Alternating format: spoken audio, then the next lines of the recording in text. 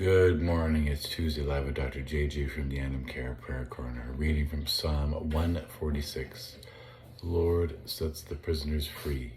The Lord opens the eyes of the blind. The Lord lifts up those who are bowed down. And the Lord loves the righteous. The Lord watches over the strangers, and he upholds the orphan and the widow. But the way of the wicked he brings to ruin. It's a gift when we follow the path that brings us to new adventures and new beginnings. God's work in the world is quite opposite to that of worldly powers. God executes justice for the oppressed, feeds the hungry, and sets the prisoners free.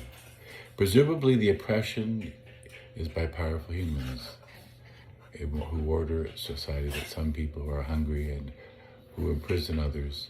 As the psalm proceeds, it is the blind, the bowed down, the widow, and the orphan whom God supports. In other words, God directs God's work to support just those who are the victims in human society.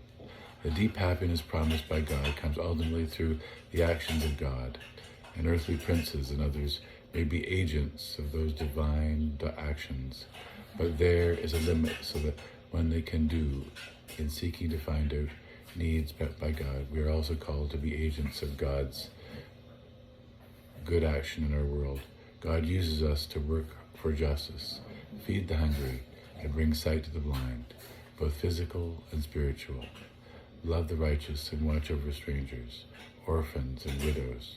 Our praising God helps should ultimately lead to actions on our part to respond to God's grace. What brings our deep happiness in life today? And God, as we seek deep happiness in our own lives, let us not forget the way in which we can provide for others so that we may do the same. Amen.